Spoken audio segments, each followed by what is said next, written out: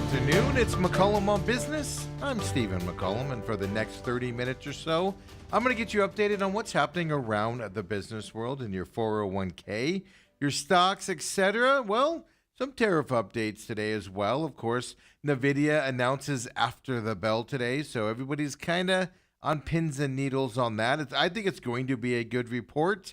We're seeing NVIDIA make some moves here today before they announce here in just a few short hours after the bell. So all of that we're going to talk about, plus all the national and local stories that you need to know. And let's get right into it with that Market Watch.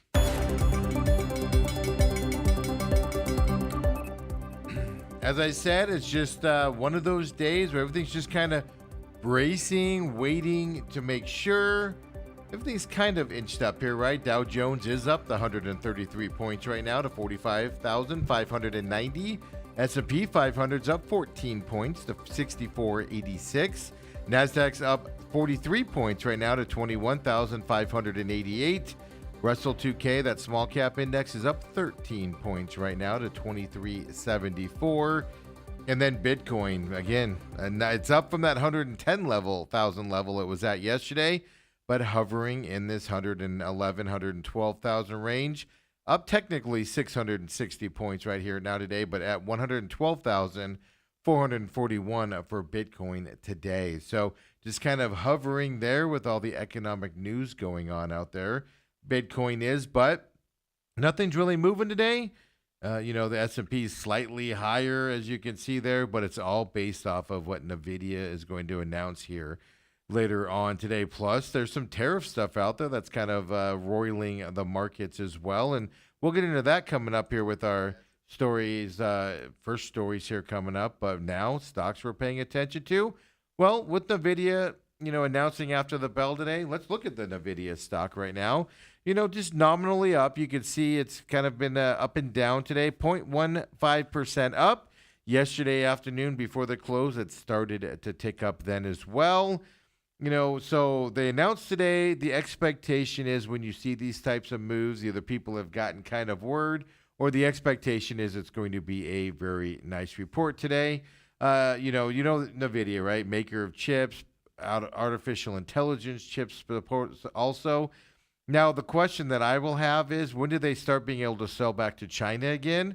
Was that in this quarter? Was it after the quarter? I don't remember the exact timing on that. So will that be part of this report as well? Well, at least the market thinks NVIDIA is going to have a positive report today. So that's what they're ticking up here as the day goes on. So we'll keep our eyes on it. And, of course, probably 2 o'clock or so, our time today is when we will see their reporting. Next up, we're going to look at Kohl's, the department store. We've talked about this stock. Aging customer base, been struggling, trying to get a younger customer base out there. Well, some good numbers here for them. They're up 17.08%. Kohl's is right now. Their adjusted second quarter earnings was 56 cents per share. That was above the consensus of 29 cents per share. It has been a long while since we've seen Kohl's have such good stellar numbers in a quarter, and they hit it out of the park here with this report, and that's why they're being rewarded with that 17% up here today as well. Their revenue also exceeded expectations for them. They've been doing things like getting Sephora into their stores. They've been having other conglomerates, right, the baby stuff into their stores from other people. So they've been making changes, trying to get a younger audience, a younger customer base. Looks like at least they're trending in the right direction here with this report. Now let's go up to Canada. Well, it's the U.S. stock listing at least, but we're going to look at Canada Goose stock right now. So this is the U.S. listed shares. It's up 14.22% here today. Now, the reason why they're in the news, CNBC did report earlier today that its controlling shareholder, it's a company called Bain Capital. Well, they're looking at and they're receiving bids to take the company private and get it off the market. The offers that they're getting values the Canada Goose, at about $1.35 billion, according to people within the know and what they're talking about. So bids to go private, stock up today, 14.22%. Like I said, that's the U.S. stock on it. The Canada one is also up today as well, even though we're not showing you the Canadian listing one out there. So later on when we come back, a couple updates for everybody out there. We're going to look at Cracker Barrel stock again. Of course, I've never seen a company backtrack as quick as Cracker Barrel has done here since last week, and we'll talk about that. We'll look at their stock, EchoStar, an update for them after that big announcement yesterday with AT&T and selling some of their licenses. And then American Eagle's in the news, but not because of Sydney Sweeney this time. Another superstar that got some good news yesterday when Taylor Swift said yes is making American Eagle stock go up today as well. So we'll talk about that also later on in the show. But first, let's get into some of these national stories we need to talk about that are going to affect the market, no doubt about that. First one is this India and the America tariff showdown is what we're going to call it here. You know, we need some sound effects here. It goes doo-doo-doo after this. Because the Trump administration came out and they said yesterday that they're imposed that additional 25% tariff on Indian imports. So some of the tariffs there on Indian products are as high as 50% as of yesterday. U.S. Customs and Border Protection did confirm these numbers as of yesterday afternoon. So this has been an issue for a while, right? And it's been framed as retaliation for India and specifically New Delhi, right, the capital there of India, surging imports of discounted Russian crude. It's kind of that's why the additional tariffs are hitting India at this point. The foreign minister of India, it's India's top diplomat as well, ripped into the United States for targeting India over Russian oil. And he said that they're giving China and Europe a pass, and they're allowed to buy the Russian oil. Both sides have blamed 5 rounds of failed trade talks on misjudgments and even missed signals, is what both sides are saying. Last month, if you remember, Trump announced the decision to add the additional tariffs.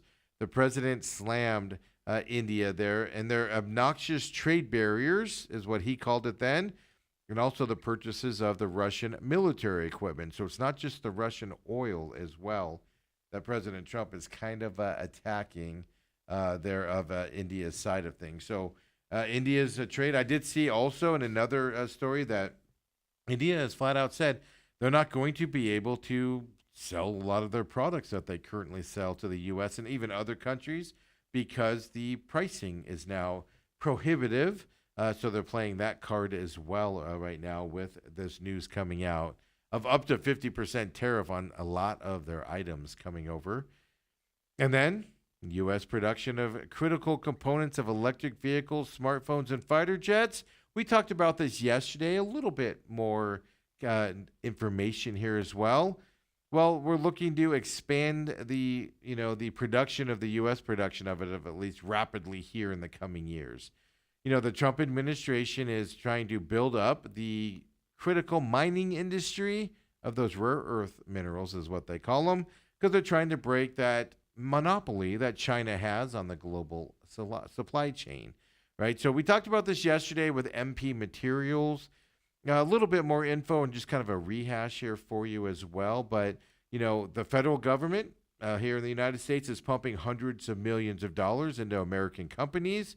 There's an agreement with MP Materials, we told you yesterday, to set a minimum price on that, what was that, NRPD, I think is what it was. I don't remember the exact, certainly can't say the name of it there, right? But they set a minimum price, which was twice the Chinese price as well. Things, and the government has even launched an investigation into foreign-made supplies of these rare earth materials. So we all know the White House is making it a priority to revive the domestic critical mineral industry, and it's all because Beijing leveraged its, that monopoly they have on rare earths that we need here. There's no doubt about it. We need these rare earth materials. And China basically used that monopoly and held the U.S. hostage there in those tariff negotiations earlier this year. So the president, we told you about the MP Materials specifically. We know of at least 2 other mines coming on board and the speed up of mines to get to these rare earth materials out there. And don't forget, rare earth mining is not actually, the materials aren't rare, actually. They're very prevalent in our ground. The problem is it's not like gold. It's not, you find a vein of gold and there's a ton of gold in there. It's not like that at all. It's actually spread out. You have to do it. Separating it from the Earth's a big deal. And the president and everything is putting a lot of effort into the and speeding it up as well to get away from China for us especially, but also be able to sell that product to other countries from that side and that perspective here on those rare earths. I mean, forget about electric vehicle batteries, but I mean smartphones, things we use every day, computers need those materials in order to function out there. So this is something that's high on the Trump administration. Expect to hear more about it coming out, and it is something that is not going to die as we go in. And don't forget, the Department of Defense bought into MP Materials even to help fund it and get some money into it as well, so they can speed up their mining excerpts over there in that California rare earth mine. That is our not only our biggest here in America, but the only one that, at least until recently, was producing out there. And a lot of companies, right? The future is robo taxis. The future is, no drivers, autonomous vehicle driving, and things like that. But it's interesting how companies like Tesla, Cruise at one time when they were here, but Waymo, how they can invest all this money into it and get it up and running. Well, the big manufacturers of cars, right? Ford, Stellantis, they're struggling to get to that level here. And now we find out that Stellantis has shelved its first level 3 advanced driver assistance program. And the reason they're shelving it, the main reason, high cost of getting into that. But they also say there's a lot of technological challenges. And then they're very concerned if consumers even have the appetite for this driver assistance programs that they're all trying to develop out there as well. 3 people familiar with the matter came out and they had to sit down with Reuters and started talking about it. So as recently as February, if we look back here, and we told you about it here at McCollum on Business, Stellantis said its in-house system, and as part of the auto drive program within their company, they said it was ready for deployment and a key pillar of its strategy moving forward. Well, they went on to say that the system, it enables drivers to have their hands off the wheel and eyes off the road under certain conditions. They said that it would allow them to temporarily watch movies, drivers that is, catch up on emails or even read books while the car is driving itself. But level 3 means you have to have somebody behind the wheel still and being attentive, at least to a certain extent. Level 4 is the autonomous level, just so you know out there. This level 3 software, well, it ended up being never launched. And they said all that in February, by the way, right? The company did confirm to Reuters that it was never launched. It stopped short of saying that the program was canceled altogether, but those 3 sources that sat down with Reuters said that the program was put on ice, and it's not expected to be deployed ever at this point as well. They were asked how much time and money was lost on the initiative, well, Stellantis didn't want to talk about that, but millions of dollars, billions of dollars maybe, and tons of hours as well. But Stellantis did respond that the work done on AutoDrive will actually help support future versions of AutoDrive as they deploy that out there. So here's the interesting part on it. Why is Stellantis having problems doing it? Ford's having issues with it as well. GM. It's interesting how the big 4, right? So if you look into it and kind of did some research on this, that we'll call them the traditional automakers, right? The Ford, Chevy, Stellantis, et cetera, GM. They've been spending billions of dollars over the last several years because they're trying to get that software-focused vehicles, and that can be basically frequently updated, right? Just plug in, be on Wi-Fi, you get the update pushed to you, et cetera. So basically your car would be updated like your smartphone now and stuff like that as well. Companies like Tesla, several Chinese automakers already have that technology there. They're already doing that stuff out there. But what we find out here is that many legacy competitors, keep running into problems as they try to catch up to the Tesla and the Chinese automakers. So it's not just, though, like I said, it's not just the expense they're spending to try to get to that. They have a lack of talent. If you're in that field, you tend to go to Tesla. You tend to go to one of the Chinese automakers. But also they blame the bureaucracy that, basically hits that these big auto 4, right? Ford, GM, et cetera. The bureaucracy that is inside of these companies, right? Tesla is nimble. Tesla's newly formed. It's nimble. It can move quickly. It's a smaller company. Now go to Ford, right? He's been in operations for hundreds of years. Everybody has a role. Nothing moves quickly in those big of companies. So there's also an issue going into this. But, these automakers, these big four are going to get left behind if they can't figure this out with these newer cars. And as newer companies, like Rivian and some other car manufacturers come and attack them, it's going to be interesting to see where they come out there. So it's not just cost, it's everything as a whole. But Stellantis kind of shelving, at least according to three sources, their plans to go toward that type of stuff. And now we go from cars here. Let's look at up in the sky in the airline industry. It is amazing to me how airlines attack other airlines that are struggling out there. And Frontier Airlines is not being shy about going after Spirit Airlines. We all know Spirit Airlines has severe financial issues here. They've gotten worse and worse because they warned that earlier this month that it would not be able to survive another year unless they somehow free up a lot of cash or get a lot of cash. Well, Frontier saw that message, and so did the other airlines, by the way, but Frontier specifically, their main competitor there at Spirit, well, they came out and they announced 20 new routes this week because it's planned to start this winter as well. Many of them, well, they're in major Spirit markets. They're even going to Fort Lauderdale, which is Spirit's, home base as well, so over there in Florida. Frontier, if you look into it, overlaps with Spirit on 35% of its capacity. That is more than any other airline overlaps with another airline as of this time. It is an amazing number how these two compete. Some of Frontier's new routes will be from Fort Lauderdale. They include flights to Detroit, Houston, Chicago, Charlotte. Now, it's also rolling out routes from Houston and New Orleans, San Pedro Sula, Honduras, and even Guatemala City as well here. Frontier is going to get into from that. If you remember Frontier, well, they tried to merge with Spirit Airlines back in 2022. They've actually tried several times and not able to do it. Spirit actually kind of rebuffed some mergers and said, "We don't need you." So they're attacking them, right? Spirit's in serious trouble. We know they're furloughing a bunch of pilots. We know that they're knocking down a bunch of pilots that are captains down into lower ranks for lower pay.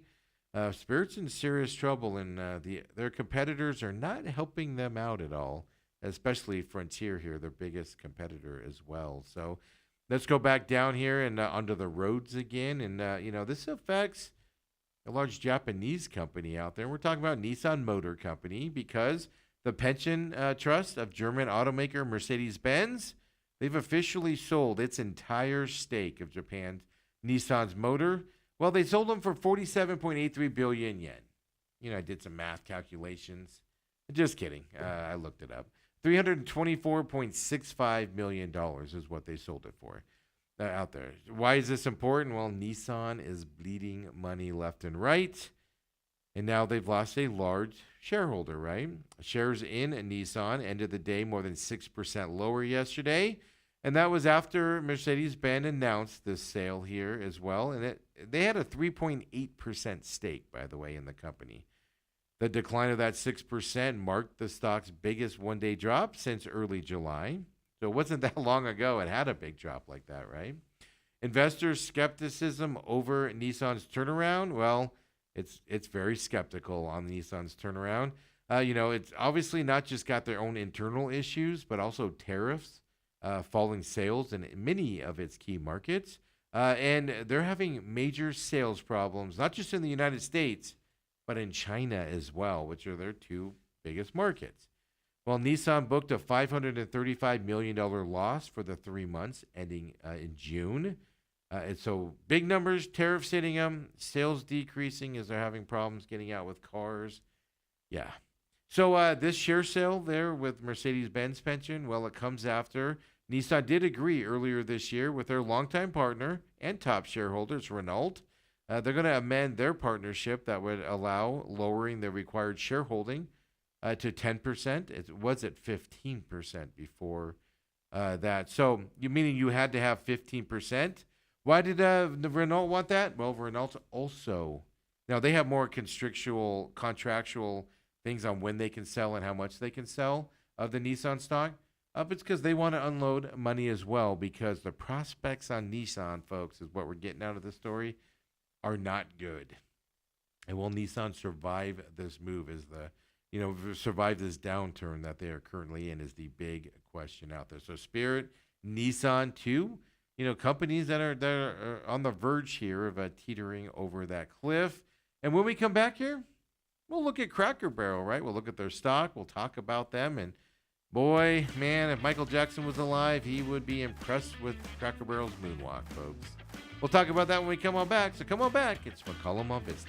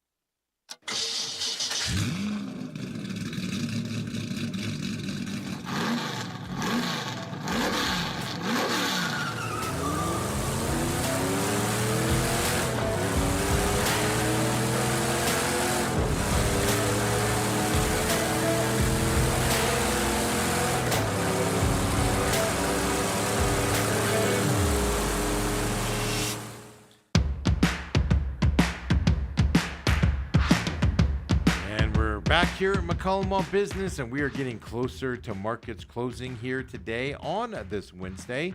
And all eyes are waiting on NVIDIA at this point. Nothing major is going to happen. As just waiting for those NVIDIA numbers to come out. And earlier today, of course, the main event, we got that in the can in the industry term. Of course, Scottsdale Christian Academy head coach Mike Sheehan joined the program today for his weekly segment there, a bird's eye view, after they started their season 1-0 over Pima last week, going to Tonopah Valley. That is up now on not only on Robat TV, but also on the free podcast systems as well, whatever podcast you listen to. And we do post that on YouTube as free for the coaches show. So that will be up here about 30 minutes after this show concludes coming up. Of course, this show live at 11 o'clock as well. And then we got the pit stop coming up. It's actually going to be because of playoffs this week. We're going to get that recorded tomorrow and up for you as well there on the pit stop. That has a free podcast. Follow them at the Pit Stop Talk and get the link there to the Podbean podcast version as well here at Robat TV as well. And folks, let's get started. Let's get into it because NVIDIA's announcing's coming up soon. And we're just an hour and a half, 2 hours away from that. Let's look back into that market watch. Everything's in the green right now, no doubt about that. S&P's up 13 points right now. The Dow Jones is up to 136. NASDAQ up 63 points right now. The Russell 2K, that small cap index, up 12. Bitcoin up 500 points, well, 495 points it looks like here, 112,286 for Bitcoin. Nothing's going to happen the rest of the day unless some major news breaks here coming up. Nothing's going to happen as everybody is just grabbing their coffee, relaxing, picking their feet up, and just waiting for NVIDIA here after the bell to announce their numbers and their press conferences and their phone calls with investors and things like that is all that we are waiting for out there. Interesting enough, I see this headline that's just hitting the wire. Google actually came out and said they've eliminated 35% of their managers overseeing small teams in the past year. We know Google's been doing a bunch of layoffs and Alphabet doing a bunch of layoffs. So I think that's the first time we've seen the number there, 35% of managers overseeing small teams. That's just in the last year for Google. So we know what the economy's like. We talk about it here, and let's see what NVIDIA does here after the bell. And now we're going to look at some stocks here. We'll look at Cracker Barrel, and we got an update for you, at least in terms of their story coming your way. But Cracker Barrel reversing the trend that it's been having lately because it's been down a lot since last week when they, of course, unveiled that new logo that pretty much everybody hated. Well, they're up today 7.97% because they said they would actually get rid of the controversial plan of the new logo. They're going back to the old logo, right? Obviously, backlash from customers, backlash from President Trump, who has he ever stepped foot in a Cracker Barrel? Is my question. So all that's out there.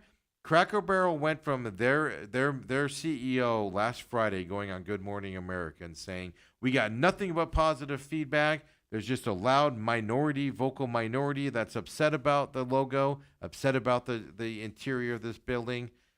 Turns out she was wrong. The CEO was wrong, ignored everybody, going back to the old logo. Like, there's nothing wrong. Update the old logo. Update it. Don't completely change it to where, like I said, my problem is, I know a lot of people get into the politics on this, and we'll talk about it with the story coming up, but my bigger problem with Cracker Barrel was, update it, freshen it up, things like that, but to fully change it and change the theme of your restaurant is where it's like, well, then we're not coming back in there, right? Is what we're looking at. We'll talk about that coming up. We have that story. Let's look at Echo Star as well. We looked at them yesterday, and they were up big yesterday. They were over 70% up when they closed yesterday. Today, they're up another 14.98% here today as well. This is all on the heels of AT&T agreeing to buy their wireless spectrum licenses for that $23 billion and an all-cash deal as well from AT&T. So another big day here. Obviously not the 70% day they were yesterday as we looked at them, but another 15% up for them right now. And then American Eagles, the last stock that we're going to look at here. They had that big uphill, and everybody loved them in terms of a stock after the Sydney Sweeney commercial came out, and then you had some, the one side, all upset about it, and how dare you have Sydney Sweeney do this? But they had market capitalization over $100 million increase in their market cap after that ad came out. Well, they're up 8.54% today as well. Well, they announced a limited run collaboration, and this guy's hot right now, folks. NFL tight end for your Kansas City Chiefs.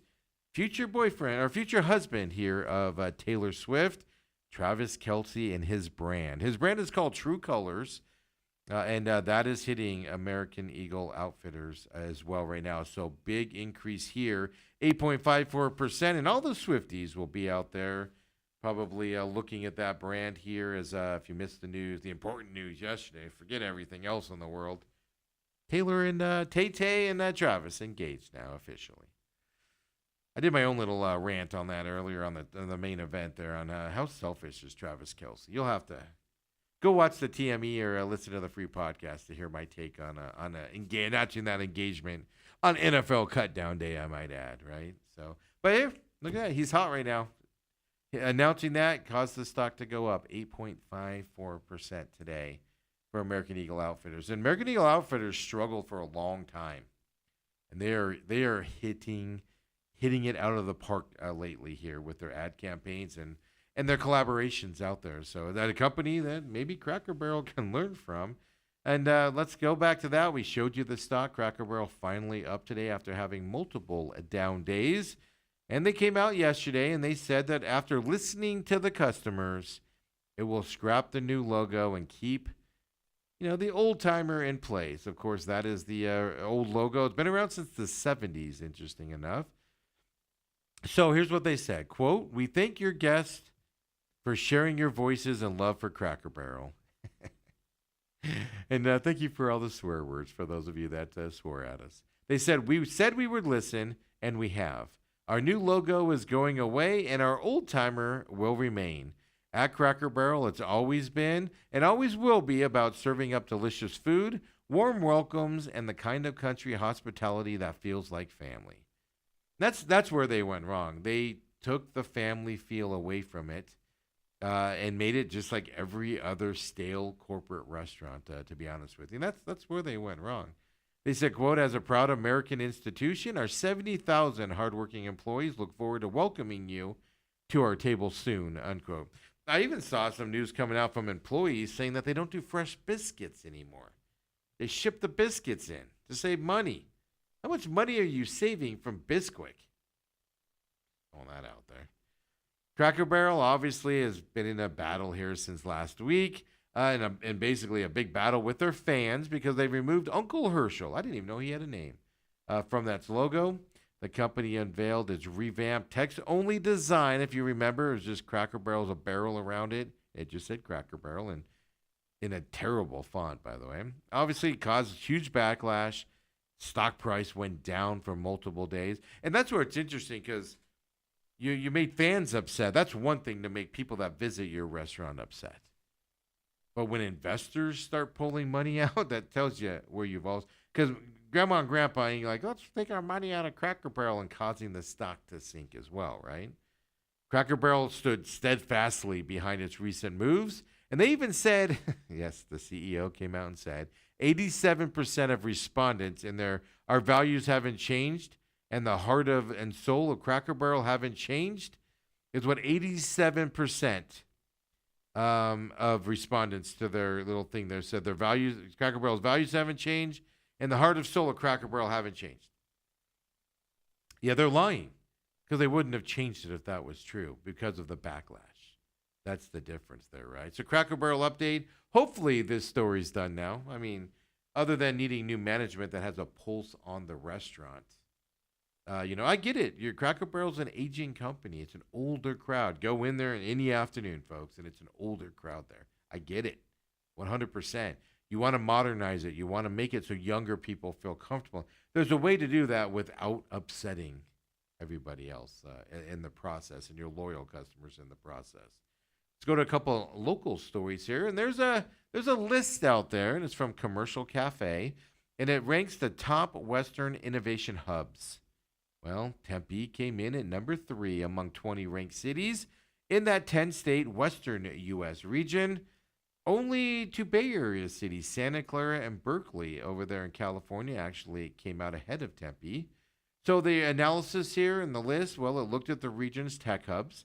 It evaluated them on 15 indicators across the 3 categories of employment, talent, education, and business activity. So what set Tempe apart to get third on this list? Well, the city's educational advantage, obviously Arizona State University, which is a top leading innovative university out there, is right there as well. Tempe did come in first place overall in the education category. So if you broke it down a little bit more, Tempe was tied with Riverside, California. So first place for its density and vocational STEM institutions. Say that 10 times fast for me. Those are the institutions focused on science, technology, engineering, math, STEM. Tempe's count of 46 vocational STEM programs, well, is the second highest for density. Salt Lake City beat him out in terms of that level there. 46 of them there, right? Programs. Of course, Tempe did rank third for vocational STEM awards. They had a count of 2,161 STEM awards. Then with 175 out of every 1,000 students enrolled in STEM courses during the fall of 2022, Tempe was 8th in the West for STEM student density as well. I didn't know Tempe had such a STEM program there. The education category was weighted at 40%, which that means because of that 40% weight, majority of it, right? No, it's not majority, but in terms of it's the biggest category, it means Tempe got a big boost, obviously, from their high performance there in that STEM category. So Tempe also, well, talent attraction was another high ranking for them. They ranked number 6 in that measure. So it helped Tempe to number 17 in the employment category. By the way, that was worth 35% of the overall score. So Tempe's talent attraction performance, well, it pointed to strong academic and technical pipelines, as well as the ability to bring in skilled newcomers. ASU had a big part of that, and of course, all of our business, right? Our computer technological business here as well, leading to that high number for that. Lowest category for Tempe, it can't all be glory, right? But it's still good. Number 21, business environment. That counted for 25% of the overall score, and it measured things as city's share of the total number of STEM establishments, the change in that number, as well as the percentage of office space devoted to research and development in life sciences. That was Tempe's worst category there, and they finished 21st in that listing. So if you're interested in all of them, well, Santa Clara, Berkeley were 1 and 2. I already told you that. Tempe was number 3. Salt Lake City, Fremont, California. Then you got Seattle, Irvine, California, Pasadena over there in California, Tacoma, Washington, and then San Diego on that list. So a lot of people talking about. I mean, Irvine's always been a technological hub there in California. Obviously up in that Bay Area is with Fremont and Berkeley and Santa Clara. So no shocker there. But you hear all the news of everybody leaving California. Well, maybe that's not exactly what we're hearing. Might be absolutely right. So you guys know that there's a lot of money out there and it's called unclaimed property, right? And here in Arizona, it gets handled a certain way. Well, there's a lawsuit going on right now. And basically, you might soon be getting better notice if the state of Arizona is holding on to any part of your, unclaimed money. And it's about $2.8 billion total. Not you. You probably don't have $2.8 billion waiting for you. But total, the state is holding there of unclaimed property, that belongs to you. Yeah. So it was a unanimous decision that came out earlier this week. A 3-judge panel of the Ninth Circuit Court of Appeals, they actually gave the go-ahead for 2 individuals to sue the state agency for failing to provide them with sufficient notice that it was holding onto the money and other property that it had listed as unclaimed or abandoned. The ruling now allows them to sue the agency for violating their due process rights. So from the judge here, the appellate judge, Danielle Forrest, she wrote for the court. She rejected claims by attorneys for the state that said the state couldn't be sued. Isn't that amazing how the state just goes to, you can't sue us. Well, you messed up, so you should be able to be sued. They said, quote, when someone, even the government, possesses property lawfully owned by another without the owner's consent, an invasion of the owner's legally protected interest has occurred. That's what the judge said there. So the state's not allowed to handle your stuff, is what they're saying. Monday's ruling does not invalidate that law that is out there. That's that Unclaimed Property Act that exists. Doesn't invalidate it, but it does send the case back to the trial judge who had thrown it out. This is the appellate court sending it back. But if the challengers win, well, it could overrule the law, which says the Department of Revenue needs to do no more than publish a list of names online twice a year of those whose property it has. Instead, it could require state workers to actually do more and reach out and try to find the owners of that unclaimed money rather than have the state simply hold the property. And because the state is collecting interest on the cash. And then after 35 years, they can claim it for itself at that point after 35 years. So what's the incentive for the state to look for you? There isn't one because they'll eventually get it, right, as well. And they're claiming interest on it. So this isn't a new issue out there, by the way. Capital Media Services wrote as far back as 1996. You guys all remember way back then. That was when the Department of Revenue was publishing names and addresses on a list. At that time, it was printed in newspapers. So that was unclaimed property. Nowadays, you just put it on a website, right? But then if you don't know about the website, how do you go do it, right? But back then, a reporter, they looked at the listing, they managed to find some of those individuals. All they did was look up the phone book back then. There's a thing called the phone book, kids. That was before, now it's all online. So if a reporter could look at the list on a newspaper, reach out to people and find them, and the state's saying they can't do that, right? Is kind of where we're headed. A spokesperson did say Monday that the agency's reviewing the opinion and considering their next steps. So the issue here is a laundry list of what the state considers to be unclaimed property. It ranges not just from, payroll and stuff, but it does have payroll checks, matured certificates of deposit, even unclaimed securities to unreturned security deposits, and amounts due under the terms of insurance policies. So it's a wide ranging here of unclaimed property, and it's money that belonged to people. According to the agency, there's a host of reasons that property becomes unclaimed. A business, they might not, be able to, they might lose track and change of address. Somebody moves, doesn't update it, etc. It could be abandoned, obviously, due to death of the owner. The family isn't aware of the assets that they exist out there as after somebody dies. I feel like that's more important reason why the city needs to find who it belongs to, because in that case, you're kind of being shady, right, to keep that money instead of getting it to the families out there. Sometimes they say a customer will overpay on an account, send a check with no indication as to which account the payment applies. The credit balances are oftentimes just left on the books of companies and eventually turned over to the state at that time. Uncashed checks that were lost in the mail or put in a drawer or forgotten. Those issues are out there, and that becomes the unclaimed dollar amounts. So the Arizona law here, right? Let's talk about that. The holder of the property is required to send a written notice to the apparent owner. After waiting at least 120 days, the property is transferred to the Department of Revenue. Again, where they get interest on it and have to publish it a couple times a year. Judge Forrest acknowledged that the law requires the state to operate a website listing the unclaimed property that is in its possession and the names of the people. Here's what they said, quote, but Arizona statute does not mandate that the state provide actual notice to the apparent owner that is in possession of their property, is what the judge wrote. Forrest also noted that the unclaimed funds are deposited into the state's general fund.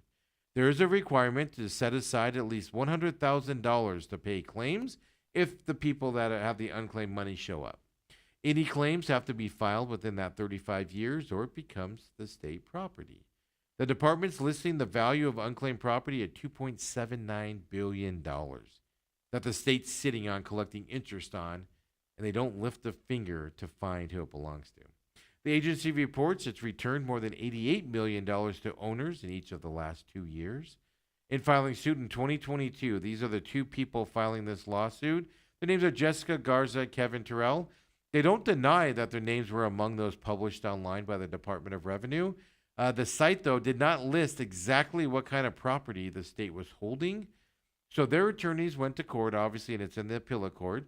They also said that they received no notice from anyone, not the original holder of the property, nor the state notified them that their property was being held, quote, though their identities were known to the holders at the time plaintiff's properties was taken, unquote.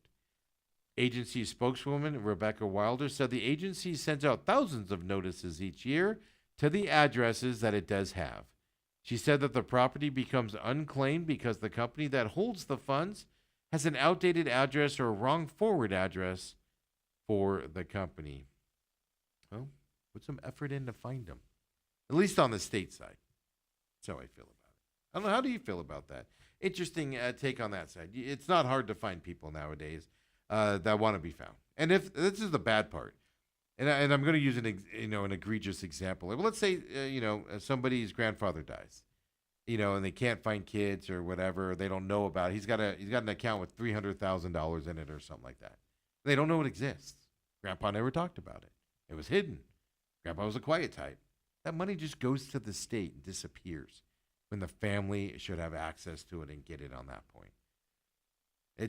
I think it's the shameful thing here that the state does. So let me know how you feel about it as well on the social medias.